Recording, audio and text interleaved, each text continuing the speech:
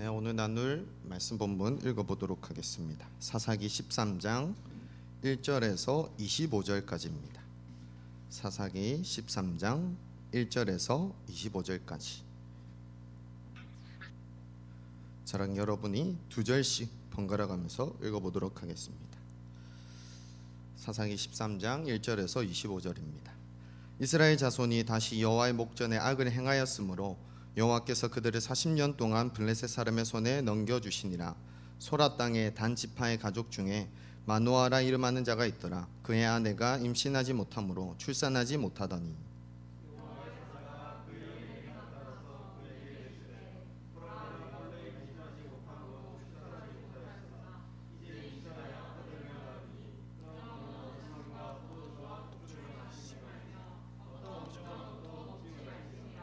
보라니가 임신하여 아들을 낳으리니 그의 머리 위에 삭도를 대지 말라. 이 아이는 태에서 나옴으로부터 하나님께 바쳐진 나실인이 됨이라. 그가 블레셋 사람의 손에서 이스라엘을 구원하기 시작하리라 하시니 이에 그 여인이 가서 그의 남편에게 말하여 이르되 하나님의 사람이 내게 오셨는데 그의 모습이 하나님의 사자의 용모 같아서 심히 두려움으로 어디서부터 왔는지를 내가 묻지 못하였고 그도 장의 이름을 내게 이르지 아니하였으며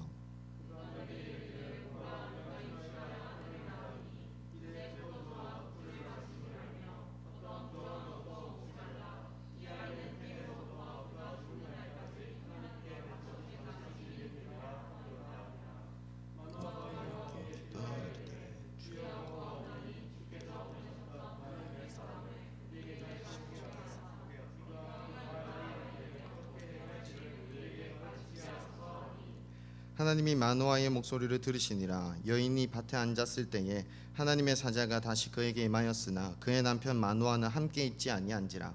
여인이 급히 달려가서 그의 남편에게 알리며 이르되 보소서 전일에 내게 오셨던 그 사람이 내게 나타났나이다 하매 그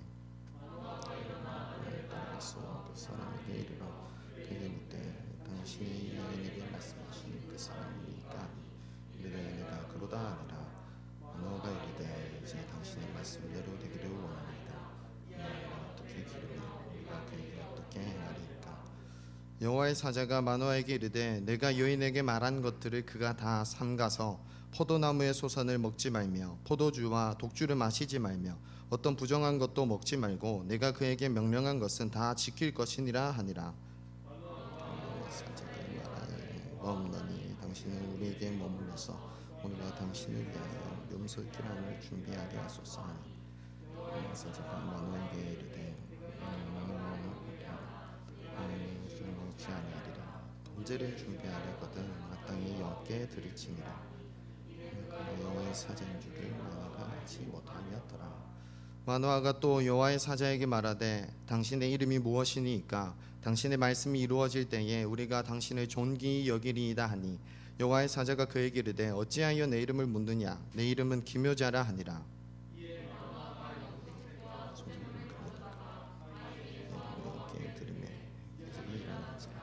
마노아와 그의 아내가 본즉 불꽃이 제단에서부터 하늘로 올라가는 동시에 여호와의 사자가 제단 불꽃의 잎상에 올라간지라. 마노아가 그의 아내가 그것을 보고 그들의 얼굴에 땅에 누워 엎드리니라. 여호와의 사자가 마노아와 그의 아내에게 다시 나타나지 아니하니 마노아가 그제야 그가 여호와의 사자인 줄 알고 그의 아내에게 이르되 우리가 하나님을 보았으니 반드시 죽으리로다 하니 그에게 여호와께서 너를 죽이려 하셨더라면 내 손에서 번제와 소제를 받지 아니하셨을 것이요 이 모든 일을 보이지 아니하셨을 것이며 지금 이런 말씀도 우리에게 이르지 아니하셨으리라 하였더라. 그 여인이 아들을 낳았네. 그의 이름을 삼손이라 하니라. 그 아이가 자라매 여호와께서 그에게 복을 주시더니. 다 함께 읽겠습니다. 소라와 에스다올 사이 마한의 단에서 여호와의 영이 그를 움직이기 시작하셨더라. 아멘. 여러분, 고요 속의 외침이라는 레크레이션 게임이 있습니다. 팀원 모두 각자의 소리를 들을 수 없도록 귀를 막은 다음에 팀원들이 차례대로 제시어를 외쳐주면서 그 입모양만 보고 정답을 맞추는 게임입니다. 아는 형님이나 신서유기 같은 예능에서 자주 등장하기도 하고 저희 ESF 부산지구 레크레이션에서도 종종 써먹기도 했습니다. 이 게임의 가장 큰 특징은 보고 있는데도 듣고 있는데도 전혀 알아먹을 수 없다는 것에 있습니다. 눈앞에서 크게 외치고 있는 팀원을 바라보면서도 또 그 소리가 열심히 들려지고 있는데도 정답을 말하는 것이, 맞추는 것이 참 어렵습니다. 오늘은 보고 들으면서도 전혀 알지 못하는 모습들을 살펴보면서 하나님을 하나님으로 바르게 바라보자는 주제로 오늘 사사기 13장 전체를 묵상하고 나눠보려고 합니다. 오늘 우리가 살펴볼 13장은 우리에게 매우 익숙한 문장으로 시작합니다. 이스라엘 자손이 다시 여호와의 목전에 악을 행하였으므로 이에 여호와 하나님께서 그들을 블레셋 사람의 손에 넘겨서 40년 동안 압제를 받게 하십니다. 이 블레셋으로부터의 지배는 삼손의 시대만이 아니고 사무엘까지 이르러 결국 다윗 왕조까지 길게 이어집니다. 조금 특이한 점은 이전의 사사기 본문들과는 조금 다르게 이렇게 길어지는 압제와 지배 속에서도 이스라엘 백성들은 하나님께 부르짖지 않는다는 것입니다. 구원을 요청하지 않습니다. 그런데 그때 소라 지역에 거주하던 단 지파의 가족 중 마노아라는 인물의 아내에게 여호와의 사자가 나타납니다. 마노아의 아내는 임신을 하지 못해 아직 자녀가 없었습니다. 임신을 아직 안 한 것이 아니고 아이를 낳지 못하는 불임이었습니다. 이런 마노아의 아내에게 여호와의 사자가 네가 이제 임신하여 아들을 낳으리라고 축복의 예언을 해줍니다. 3절부터 7절까지 제가 읽어드리도록 하겠습니다. 3절입니다. 여호와의 사자가 그 여인에게 나타나서 그에게 이르시되 보라, 내가 본래 임신하지 못함으로 출산하지 못하였으나 이제 임신하여 아들을 낳으리니 그러므로 너는 삼가 포도주와 독주를 마시지 말며 어떤 부정한 것도 먹지 말지니라. 보라, 내가 임신하여 아들을 낳으리니 그의 머리 위에 삭도를 대지 말라. 이 아이는 태에서 나옴으로부터 하나님께 바쳐진 나시림이 됨이라. 그가 블레셋 사람의 손에서 이스라엘을 구원하기 시작하리라 하시니 이에 그 여인이 가서 그의 남편에게 말하여 이르되 하나님의 사람이 내게 오셨는데 그의 모습이 하나님의 사자의 용모 같아서 심히 두려움으로 어디서부터 왔는지를 내가 묻지 못하였고 그도 자기 이름을 내게 이르지 아니하였으며 그가 내게 이르기를 보라, 네가 임신하여 아들을 낳으리니 이제 포도주와 독주를 마시지 말며 어떤 부정한 것도 먹지 말라. 이 아이는 태에서부터 그가 죽는 날까지 하나님께 바쳐진 나시림이 됨이라 하더이다 하니라. 성경에서 하나님이 직접 임신과 출산, 하나의 탄생을 알려주실 때는 보통 하나님 그분 당신이 장차 태어날 아이를 직접 보호하고 그 삶을 인도하시면서 특별히 그 아이를 하나님의 구속 사역을 위해서 사용하시려는 뜻과 계획을 가지고 계셨습니다. 대표적으로 세례 요한과 예수님이 그 예입니다. 여호와의 사자는 하나의 탄생을 알려주면서 또한 이 여인에게 포도주와 독주를 마시지 말고 어떤 부정한 것, 예를 들면 시체나 부정한 짐승을 먹지 말며 태어날 아이의 머리 위에 삭도를 대지 말라, 머리카락을 자르지 말라고 명령합니다. 이 세 가지 명령은 구약시대의 나시린이 지켜야 할 율법 규례들이었습니다. 이 나시린들은 거룩하게 구별된 자, 성별되어 하나님께 바쳐진 자, 세상과 분리된 자로서 자신이나 부모님 혹은 하나님의 특별한 서원과 명령을 따라서 하나님께 자신을 헌신하기로 자원한 자들이었습니다. 그들은 일반인과는 다른 확실하게 구별될 나시린만의 율법 규례를 지켜야만 했습니다. 그래서 6절에서 마노아의 아내는 이 소식을 듣고 자기 남편을 찾아가 이 얘기를 전달합니다. 그런데 그녀가 여호와의 사자를 부르는 표현이 사뭇 달라집니다. 그녀는 자기 자신이 하나님의 사람을 만났다고 전합니다. 하나님의 사람은 여호와의 사자와는 전혀 다른 의미입니다. 하나님의 사람은 주로 선지자들에게 붙여진 명칭으로서 그 유명한 모세나 엘리사처럼 하나님과 직접 소통하며 하나님의 말씀을 사람들에게 대신 전하는 임무를 일컫습니다. 그러나 여호와의 사자, 6절과 9절에서 나오는 하나님의 사자는 이 존재는 바로 하나님 그분 자신이었습니다. 마노아의 아내는 지금 여호와의 사자를 하나님의 사람으로 정도로밖에 인식하지 못하고 있는 것입니다. 자신에게 나타나 한 아이를 낳으리라 예언한 하나님의 사람, 이 선지자와 같은 사람이 하나님의 사자와 같은 용모로는 보였지만 진짜 그런 하나님이신 줄은 전혀 믿지 못하고 있는 것입니다. 감히 그 존재가 어디서부터 왔는지 물어보지도 못했고 심지어 그의 이름도 전해 듣질 못해서 누군지를 알지 못했습니다. 비록 마노아의 아내가 여호와의 사자를 바르게 알아보지는 못했지만 그 말씀의 의미는 정확하게 이해했습니다. 자신이 낳을 아이가 태어나면서부터 죽는 날까지 하나님께 바쳐진 나실인이 됨을, 또 그 일평생을 하나님께 헌신된 거룩하게 구별된 자, 영원한 나실인으로 살아갈 것을 바르게 알고 있었습니다. 하나님의 뜻이 무엇이고 어떤 계획을 이루실 것인지 마음에 옳게 새기고 있는 것입니다. 이스라엘 백성들 중 그 누구도 하나님께 부르짖지 않던 때, 아무도 하나님께 구원을 요청하지 않던 그때에 하나님은 한 아이를 예비하고 계십니다. 누구도 드려려 하지 않았지만 하나님은 직접 나타나 말씀하셨습니다. 아무도 하나님을 찾지 않았지만 하나님은 직접 찾아와 약속하셨습니다. 오직 하나님께만 헌신된 한 사람, 그 사람을 통해 이루실 구원을 지금 시작하고 계셨습니다. 하나님께서 마노아가 낳을 아이를 태에서 나옴으로부터 하나님께 바쳐진 나실인으로 삼으시고 결국에는 블레셋 사람의 손에서 이스라엘을 구원할 그 시작을 맡기기로 그 뜻과 계획을 품으셨습니다. 요즘에 제게 어떤 두 사람이 매일 문자 메시지를 보내고 있습니다. 저는 이 두 분이 도대체 누군지도 모릅니다.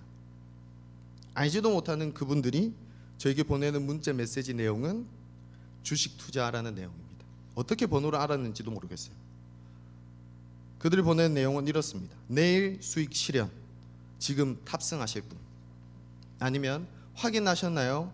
회원님만 답이 없네요. 저는 회원이 아닌데 자꾸 회원님으로 부르면서 답을 촉구합니다. 매일 저를 자극합니다. 또 내년으로 앞두고 있는 대선 경선도 크게 다르지 않습니다.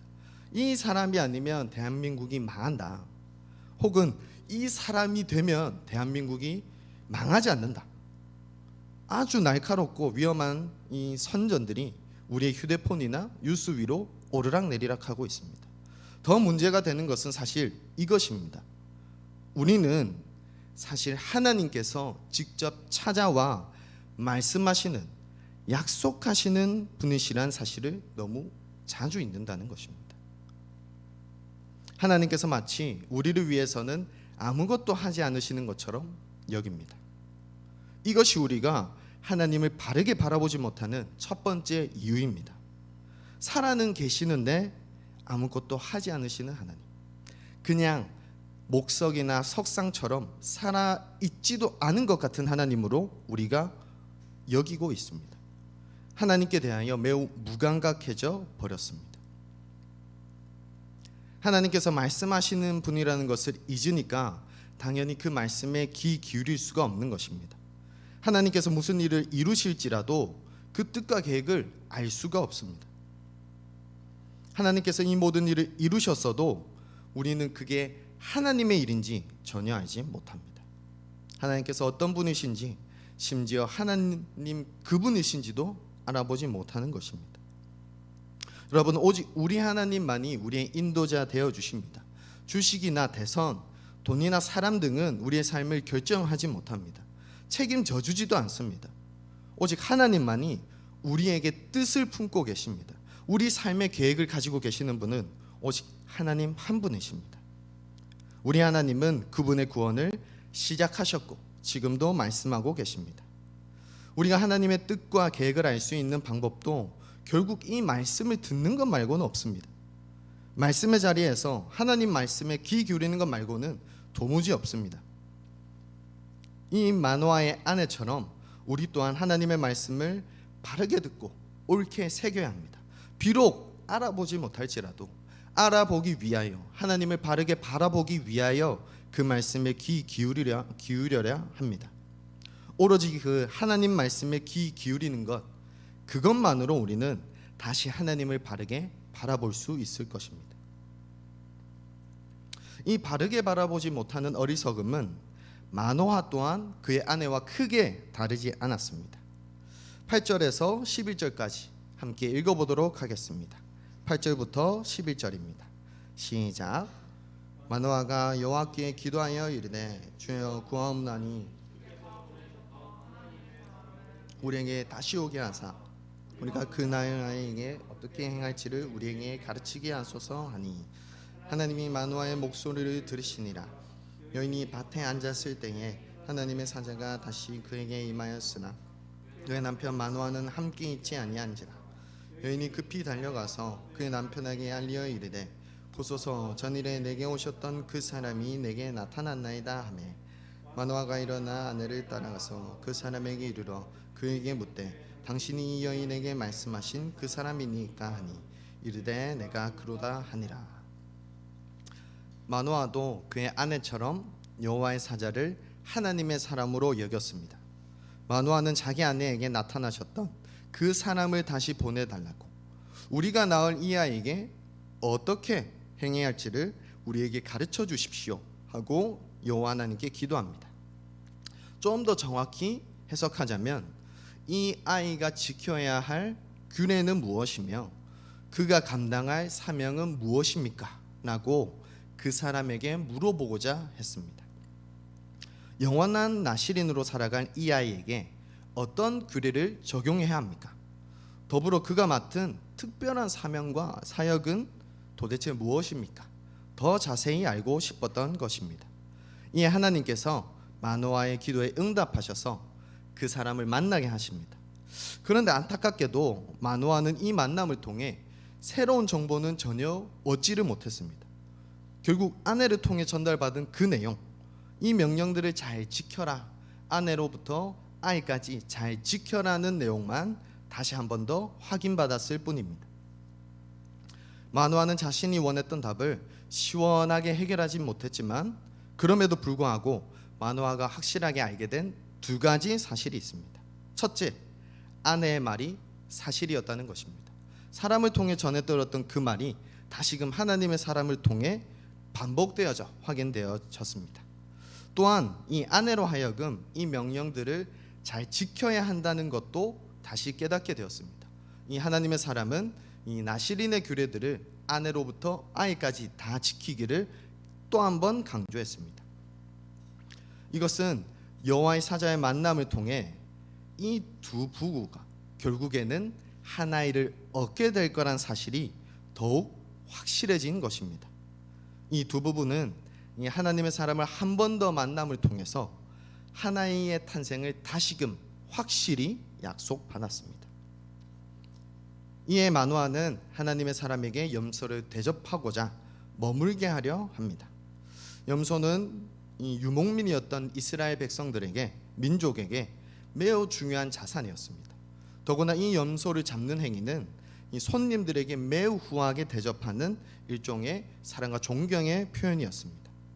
그러므로 이 마노아는 이 불임이었던 우리 부부에게 아이가 태어날 거란 이 기쁜 소식을 전해준 이 하나님의 사람에게 감사를 표하고 싶었던 것입니다.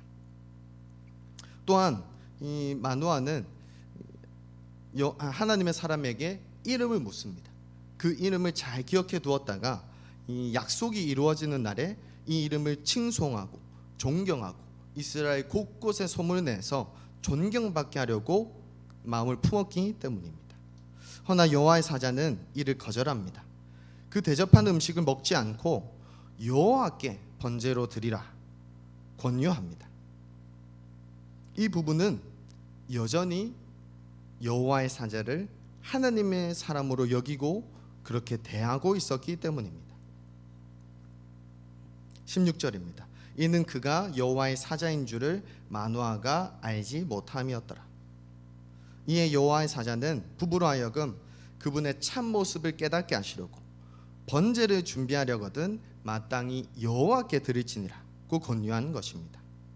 너희가 하나님의 사람으로 여기고 있는 나 말고 아이를 주시고 아이를 통해 역사하실 여호와 하나님께 감사의 제사를 드리라는 것입니다. 하나님의 사람으로서 감사의 대접을 받으신 것이 아니고 오히려 여호와 하나님으로서 감사의 제물, 경배의 제사를 받기 원하셨습니다. 이것으로 여호와의 사자는 자기가 전해준 이 기쁜 소식이 누구로부터 왔는가? 바로 여호와 하나님이시다라는 것을 분명하게 드러내준 것입니다. 대접을 거절하고 제사를 권하는 여호와의 사자에게 마노아는 이름을 물었고 또 그 명령을 따라서 하나님께 제사를 드리게 됩니다. 여기서 놀라운 점은 마노아가 아직 일어나지 않은 일에 대해서 감사하고 있다는 것입니다. 비록 여호와의 사자를 하나님의 사람으로 오해하고는 있지만, 하나님을 하나님으로 바르게 바라보지는 못하고 있지만, 그래도 그의 믿음과 소망만은 진짜였다는 것입니다. 불임인 아내가 임신을 하게 될 것이다. 출산을 할 것이고 한 아이가 탄생할 것이다. 이 기쁜 소식에 하나님의 은혜에 미리 감사하고 있는 것입니다. 아직 임신도 확실하지 않고 아이는 태어나지도 않았지만 그 예언이 이루어질 때 그 사람의 이름을 칭송받게 하려고 미리 알아두려고도 합니다. 우리의 감사와 예배가 이래야 합니다. 마노아의 이제 당신의 말씀대로 되기를 원하나이다 는 12절의 고백처럼 우리는 믿음과 소망을 품어야 합니다. 하나님의 뜻과 계획이 이루어질 것을 기대하고 소원해야 합니다. 그리고 그 마음은 반드시 감사로, 예배로 이어져야 합니다. 우리가 하나님을 바르게 바라보지 못하는 두 번째 이유가 바로 이것입니다. 우리는 감사와 찬양을 왜 해야 하는지 모른다는 것입니다. 우리는 자꾸만 감사의 이유를 따로 찾습니다. 왜 굳이 찬양을 꼭 해야 하는지 묻습니다. 이 아이러니한 것은 예수님을 믿는 이들만 이런 고민과 물음을 한다는 것입니다. 신앙 공동체에 속하고 믿음 생활을 하고 있는 지체들만 이런 얘기를 합니다. 왜냐하면 믿지 않는 사람들은 감사와 찬양을 아예 하지 않기 때문입니다. 우리는 자꾸만 감사와 찬양의 이유를 따로 찾으며 굳이 해야 할 필요를 느끼지 못합니다. 그리고는 내 삶에 무언가가 더 나아지기만 바랍니다. 내 삶에 어떤 마음에 들지 않는 그것이 바뀌면 내가 자연스럽게 찬양하고 자발적으로 감사할 수 있는 것처럼 생각합니다. 안타깝게도 결코 그렇지 않습니다. 이때까지 우리 삶에서 나아지거나 바뀐 것이 아주 없지 않을 텐데 여전히 우리 입에는 찬양이 없고 우리 마음에는 감사가 없다는 것이 바로 그 증거입니다.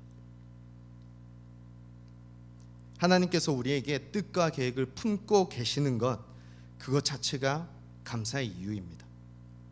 그 뜻과 계획을 신실하게 이루어 가시는 것이 바로 찬양의 이유입니다. 예배는 하나님 그분과 하나님의 행하신 일로 인하여 그분을 높여 자랑하는 것입니다. 아직 완전히 이루어지지 않았을지라도 이미 일하고 계신 하나님께 존경과 인정을 돌려드리는 것입니다. 우리가 만약 예배의 자리에 아무런 감사 없이 앉아 있다면 그것은 어쩌면 소망이 없다는 것일지 모릅니다. 하나님께서 품으신 뜻과 계획, 심지어 이미 시작하신 그 구원을 우리가 믿지 못하고 있는지도 모릅니다. 우리의 예배는 하나님의 뜻과 계획이 이루어지길 바라는 그 소망으로, 또 하나님께서 반드시 이루실 것이란 그 믿음으로 드려져야 합니다. 오직 하나님의 이름만 높임받고 자랑되어야 합니다. 아직도 감사와 찬양의 이유를 따로 찾고 있고 굳이 필요를 느끼지 못하고 있다면 그 믿음과 소망을 먼저 되찾아야 합니다. 감사가 다시 생기면 그때 예배드리는 것이 아닙니다. 예배를 통해 감사를 회복해야 합니다. 하나님과의 만남을 통해서만 회복할 수 있습니다. 17절에서 마노아가 여호와의 사자의 이름을 물었습니다. 여호와의 사자는 어찌하여 내 이름을 묻느냐며 자신의 이름을 기묘자라고 대답합니다. 이 기묘는 영어로 보면 이해를 초월했다, beyond understanding, 놀랍다, 경이롭다는 wonderful 이라는 의미가 있습니다. 인간은 도무지 이해할 수도 없고 다다을 수 없는 차원 너머의 매우 기이한 하나님의 경이로우심을 나타내는 것입니다. 그리고 이제 이 기묘자가 이적을 행해 보입니다. 19절에서 23절까지 함께 읽어보도록 하겠습니다. 19절부터 23절입니다. 이에 마노아가 염소 새끼와 소재물을 가져다가 바위 위에서 여호와께 드리매 이적이 일어난지라. 여호와 그 아내가 본즉 하늘로 올라가는 동시에 여호와의 사자가 제단 불꽃에 휩싸여 올라간지라. 노아와 그의 아내가 그것을 보고 그들 얼굴을 땅에 대고 엎드리니라. 여호와의 사자가 마노아와 그의 아내에게 다시 나타나지 아니하니 마노아가 그제야 그가 생인 줄 알고 그의 아내에게 이르되 보았으니 반드시 죽으리로다 하니 그의 아내가 그에게 이르되 여호와께서 우리를 죽이려 하셨더라면 우리 손에서 번제와 소제를 받지 아니하셨을 것이요 이 모든 일을 보이지 아니하셨을 것이며 이제 이런 말씀도 우리에게 이르지 아니하셨으리라 하더라. NIV 성경은 19절 후반부를 이렇게 번역합니다. 우리 개역개정에서는 이적이 일어난지라 마노아와 그의 아내가 본즉이라고 번역하고 있지만 NIV에서는 And the Lord did an amazing thing while Manoah and his wife watched. 해석하자면 주님께서 여호와께서 이 놀라운 일을 행하신 것이 바로 마노아와 아내, 마노아와 그의 아내가 지켜보는 동안 놀라운 일을 행하셨다라고 번역하고 있습니다. 여기서 놀라운 일, 곧 이적은 기묘와 같은 어근을 가집니다. 기묘자가 행한 이적은 불꽃이 제단에서부터 하늘로 올라가는 동시에 여호와의 사자가 제단 불꽃에 휩싸여 함께 올라가는 놀라운 광경이었습니다. 이 불꽃이 제물을 태우면서 하늘로 올라간 것, 이 승천한 것은 여호와 하나님께서 마노아의 제사를 기쁘게 받으셨다는, 연락하셨다는 뜻입니다. 그리고 여호와의 사자가 불꽃에 휩싸여 올라가시는 것으로 이 마노아 부부와의 사역을 모두 마치셨습니다. 그 경이로운 모습 자체로, 들려 올라가시는 모습 그 자체로 그분 자신이 여호와 하나님이셨음을 확실히 알려주셨습니다. 마노아와 그의 아내가 그 놀라운 광경을 보고 그들의 얼굴을 땅에 대고 엎드렸습니다.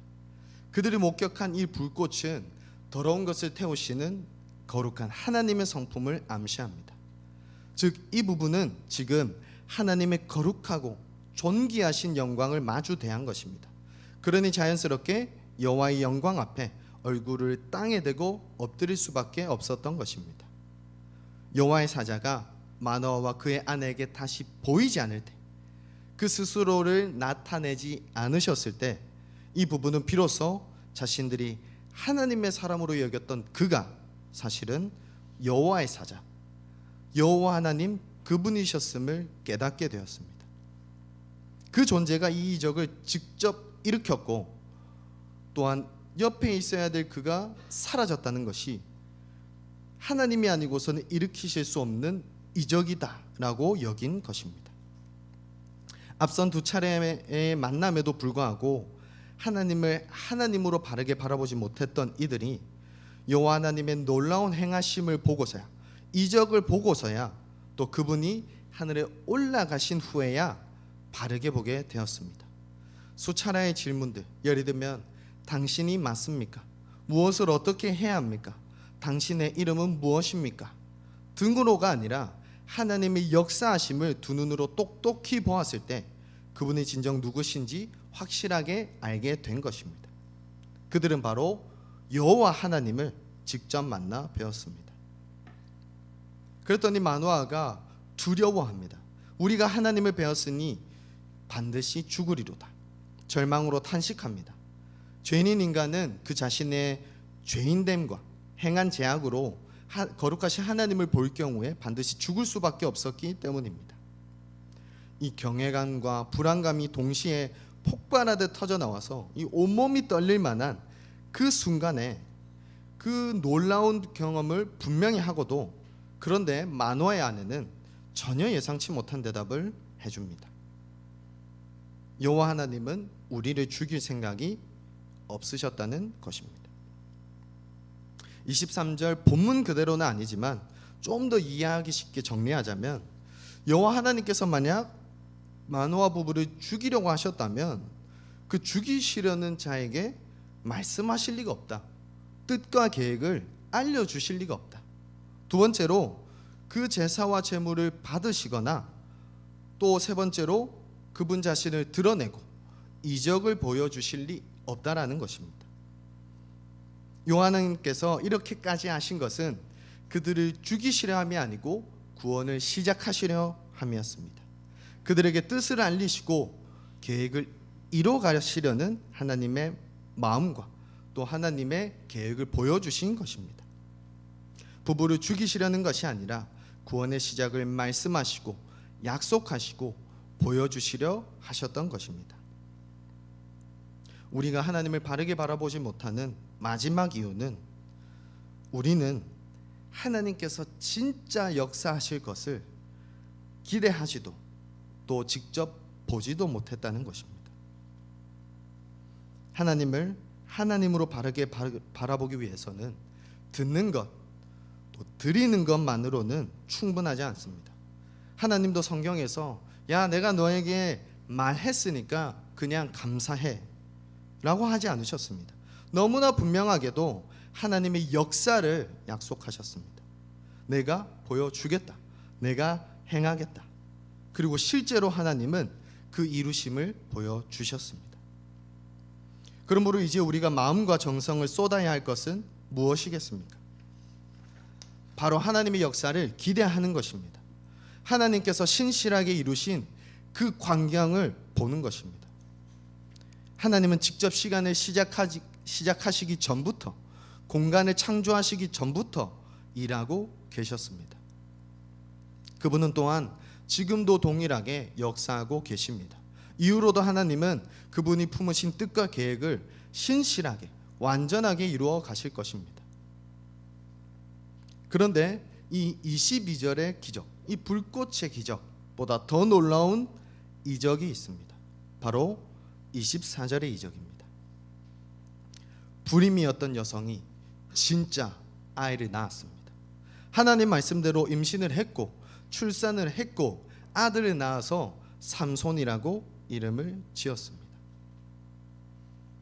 아이의 탄생뿐 아니라 하나님은 그가 자라남에 있어서 복도 주셨고 그 영으로 움직이기 시작하셨습니다. 하나님은 직접 약속하신 그대로 자녀를 주셨고 그 아이를 자신의 소유로 삼으셔서 이끌어가고 계신 것입니다.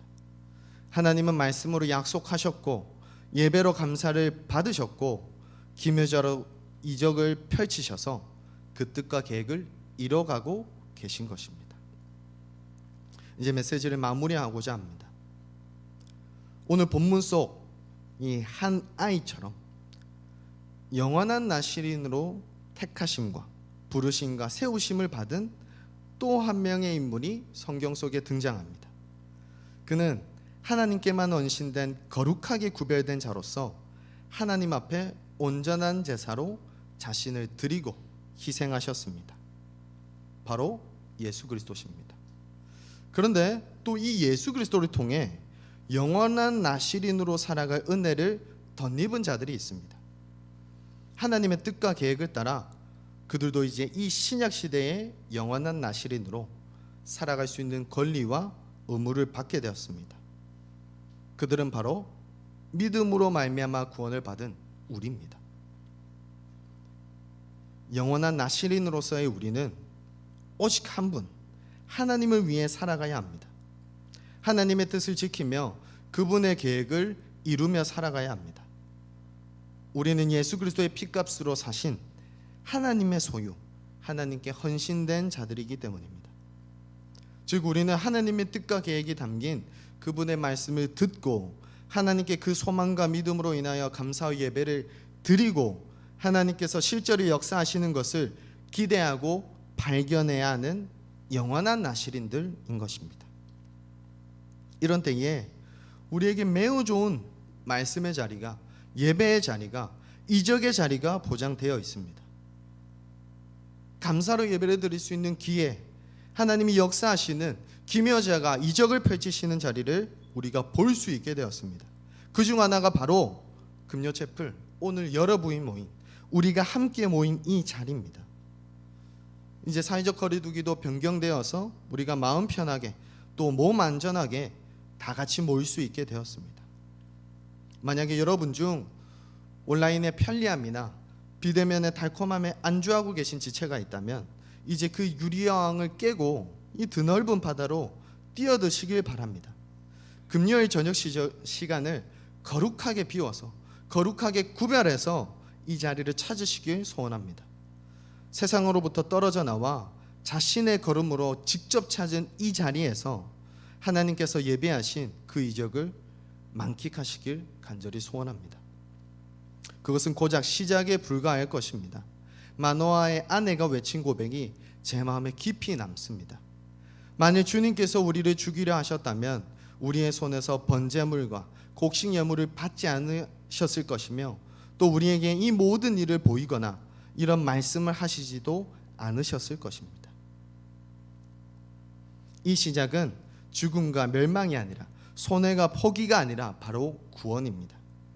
아무도 구원을 요청하지 않더라도 구원을 예배하신 하나님, 구원을 지금 이 사사기 13장을 통해 시작하고 계신 하나님께서 결국 구원을 완성하실 것입니다. 그리고 그 모든 영광과 존귀, 높임과 자랑은 오직 하나님께 돌아갈 것입니다.